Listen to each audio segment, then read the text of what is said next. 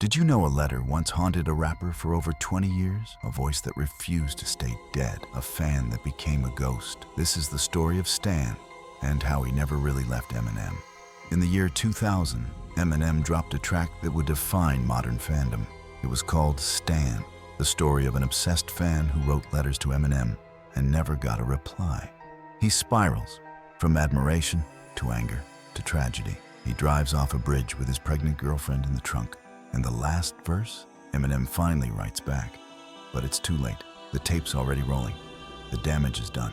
It was fiction, a cautionary tale. But something strange happened next, because some fans say the story didn't stop at verse 3. Over the next 2 decades, Eminem kept rapping about voices in his head, letters, regrets, ghosts, in Bad Guy, the opening track on the Marshall Mathers LP 2. A man ties Eminem up in his trunk. He says he's the younger brother of Stan, and now he wants revenge. That wasn't the only sequel. In freestyles, in leaks, in deep cuts, Eminem kept mentioning Stan, sometimes in anger, sometimes with guilt, like the ghost of that fan still lingered in the booth. Not long after the song dropped, reports started surfacing. Letters, real ones, began arriving at Shady Records. Thousands, then tens of thousands. One of the interns said the pile grew so fast they had to store it in a separate room. Some were just fan mail, others chilling. One envelope contained a lock of hair, another a recording, just static and faint, slow breathing.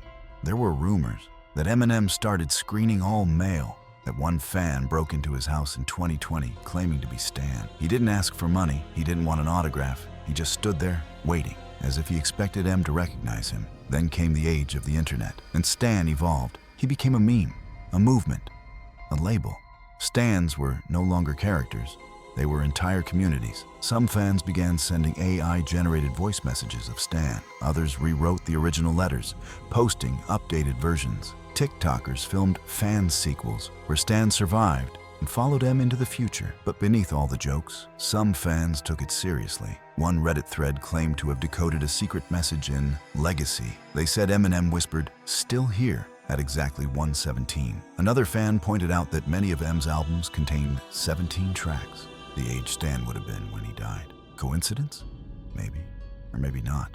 Some even claimed to have received responses, emails from dead fan accounts, DMs that delete themselves. One fan posted a voicemail. It was 8 minutes of silence. Then a whisper, "You finally heard me." In 2024, Eminem announced his new album, The Death of Slim Shady, a symbolic funeral for the persona he created, a final goodbye to the character that made him famous and almost killed him.